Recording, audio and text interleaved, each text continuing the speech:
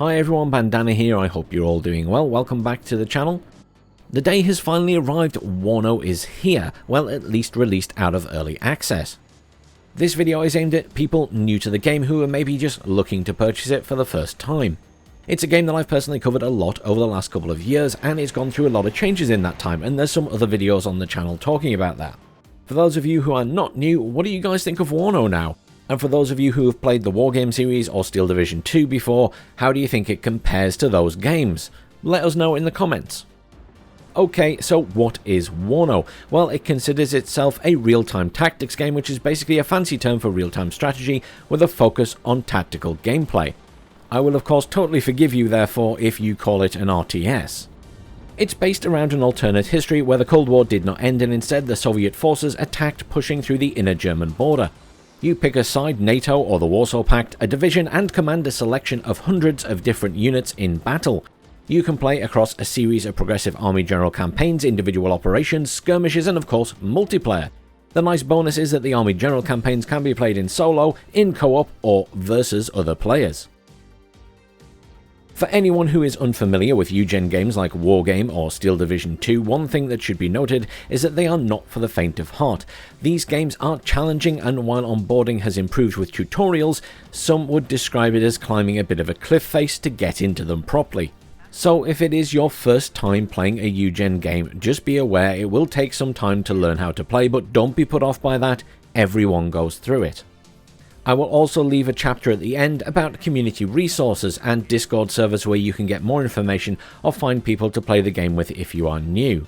The game also has an early version of a map editor and some modding support with plans to improve both as time goes on, though there is no time frame currently. There are a couple of final things I wanted to cover here because they will inevitably come up. Firstly, the game does use some AI generated assets, specifically some of the in-game art. UGen is quite a small team, so they rely on this at times, and while I know it won't matter to everybody, I also know that some people have very strong feelings about it.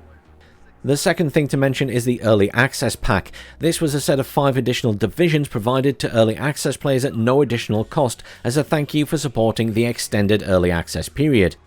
To not leave other players without these divisions, UGen put out an Early Access Pack as additional DLC. You do not need to buy this DLC, unless you specifically want those extra divisions or the units that are available to those divisions. It should be noted, however, that there is nothing to stop those units from appearing in other divisions in the future. Some of them just have custom skins that would be Berlin only, I guess. But I just want to reiterate, it is not a must-have purchase. While it does not have a story-driven campaign per se, the game's story is based on the idea that the USSR never collapsed and the Warsaw Pact invaded West Germany in the summer of 1989. Their objective to take Germany within a matter of days, working on the basis that NATO would have brought in extensive reinforcements from the USA and other allied nations in a matter of days, and overwhelm the Soviet forces stopping the assault. So, with regards to the Army General campaigns from the Warsaw Pact side, it's about aggressive, fast-moving tactics, while on the NATO side, it's all about holding the line at any cost and waiting for those reinforcements. But I will note that the overall game does not have to be played this way. However, for the Army General campaign specifically, if you're playing as a Warsaw Pact, you will want to be aggressive, and if you're playing as NATO, you're probably going to end up being a little bit more defensive. Gameplay in UGen games is challenging. The main focus of the game are the tactical battles over a wide array of maps with up to 10v10 players in multiplayer. Army General is a mix of strategic map and tactical battles, but for now let's focus on the skirmish and multiplayer. The tactical battles are less based on micromanagement and more on the macro of controlling a large number of units over a large area. For these battles, you will select a division, usually from a particular nation, though some have a little bit of crossover. You will then need to build your deck of units. Each division has its own selection, though there are some overlap, with some units being in multiple divisions. These units span a range of groupings: logistical, infantry, artillery, tanks, recon, air defense, helicopters, and aircraft. They all have a designated in-game price and also a limit to how many are available per card. There is the option of using predetermined decks that ship with the game, but part of the fun is obviously building your own, and I advise you give this a go as soon as you feel comfortable.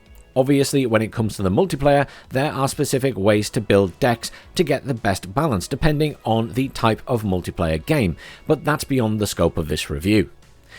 Once you have your division and your deck, you can enter your tactical battle versus the AI or in multiplayer, and in multiplayer you can do co-op or versus.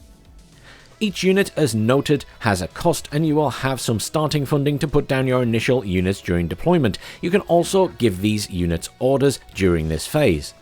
After this, you will get a predetermined amount of funds every minute to buy additional units. There are a few different game modes: Conquest, where your aim is to control points on the map, and Destruction, where the aim is to destroy enemy units, gaining points based on their original cost. Though controlling zones on the map is still important, as this improves your income. There is also a newer mode called Command and Control, which is a piggyback off the others, where the number of points you get for reinforcements diminishes the more units you have on the field. When it comes to the combat side and damage, etc., there is some random number generation involved. All weapons have a chance to miss, for example. And learning and understanding all of the weapons calculations can be quite a challenge and will take time. Infantry, for example, can only harm tanks if they have anti-tank weapons, and all such weapons have a penetration value, while tanks and other armoured vehicles have an armour value, and there is then a calculation involved in working out the amount of damage they will do. Forests and buildings provide cover bonuses for infantry, and line of sight plays an important role in the game. There's also a lot of detail involved in understanding all the unit values and all of the unit stat cards, and this is one of those things again that will take time to learn. Army General, unlike the Skirmish, has fixed divisions or decks, so you must fight with what you have available. This can make for some interesting battles. For those who are curious, in co-op you split forces between players, so everyone can have some units to use in the battle. The individual operations are much the same as Army General in that you get a fixed set of units. It should of course be noted that no matter what division you take into a tactical battle, you have a limited number of units in each deck, so use them wisely. The other side of Army General is the strategic map. Here you will move pawns around to defend positions, attack, or indeed just surround your enemies. Most of these will be standard division formations or special support divisions with artillery, etc. Two pawns that have special abilities, so to speak, are anti-air, which can be placed near the front line and fixed in position to try and shoot down incoming aircraft pawns, and artillery, which can engage in battles from a longer range than the other divisions. The Army General campaigns range from small, taking a few hours depending on if you use auto-resolve for some of the battles, to extremely long ones that could take hours to play for just one turn. The only shame is that the tactical battles are realistically just kind of repetitive skirmish games with the same overall objective of taking points on a map. It would have significantly improved the experience, especially for longer campaigns, if there were more varied objectives and perhaps even side objectives on the skirmish maps. On the bright side, the AI has improved dramatically over previous games, and we will get ongoing updates as Eugen continue to develop the game. There is one issue which will not affect most players that Eugen's CEO has said they intend to fix post-launch. Due to it being a complex issue, they haven't managed to sort it as yet. This issue is what we call the sound bug or exploit. It's where you can hear the audio of enemy units even if they are not visible on the map to you by line of sight. The game's included map editor, even in its current state, is very impressive, though much like the game itself will require some time to get the best results. Plans are to continue to improve the editor as time goes on with more features such as height maps. Modding currently is also limited to editing scripts in the game, however, plans are to allow for importing of custom models in the future. As ever, editors like this will enable a community to make some amazing experiences for the game as we go further into the future. If the map editor is of interest to you and you don't know where to start, I recommend a Wooden Box's channel, who will be working on some video guides for it, and I will stick a link down in the description to him. If we ignore the aforementioned sound bug, which will be fixed, the game truly shines in both sound and graphics. That said, the voices of the British units are more comical than serious, I feel. Otherwise, the sound effects are fantastic. Each vehicle or aircraft has its own distinct sound, to the point you can actually tell what a unit is from the sound it makes. The background music selection is superb, with plenty of 80s style synthwave. Sadly, a number of these are copyrighted, so I can't share them, but they have made some tracks internally that are also very good. Graphically, the game is stunning, which is even more impressive considering how well it is optimized. It's been very important to the team that the game runs well while still looking reasonable on lower-end machines, and especially being able to have lots and lots of units on screen at once. In summary, WARNO has had just over 2 years of early access, and it's come a long way in that time. With 5 Army General campaigns on release, various tutorials, operations, as well as extensive multiplayer options, there's simply a lot of replayability whether you are a single player or multiplayer focused gamer. They also have clear plans for DLC expansions going forward with both new divisions, further Army General campaigns, and operations, so it's nice to know that the game will be supported going forward. There are of course a few niggling issues like the sound bug, which I noted, but will not affect most people unless you're playing 1v1 ranked, and also the lack of matchmaking outside of 1v1 ranked. The game currently relies on an older lobby system, but both of these will be looked at post-launch. Also, there is currently no time frame for completion of the modding tools and the map editor. At a price of £34.99 or $39.99 US, there is certainly plenty of game for your money, and it certainly passes the cost per hour test and then some. Due to how much I've covered WARNO, it feels actually very strange to give it a score, but I would give it a score of 3.5 out of 5. If they fix the sound issue and add in matchmaking as they have suggested, I would increase this to a 4 out of 5. It drops a point because at the end of the day, as noted, the Army General campaign's tactical battles are just repetitive skirmish games with the same objective. It would really benefit from additional game modes or specific additional tasks here. Other games manage it, so I don't think it's an unrealistic expectation.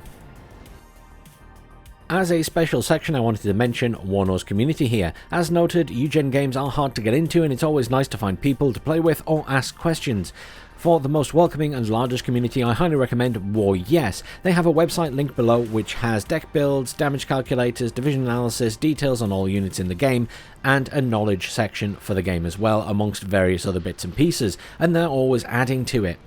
They also have a very large active Discord with some of the top players in the game able to answer your questions, plenty of other new players, and people who actively play the game on comms on a regular basis.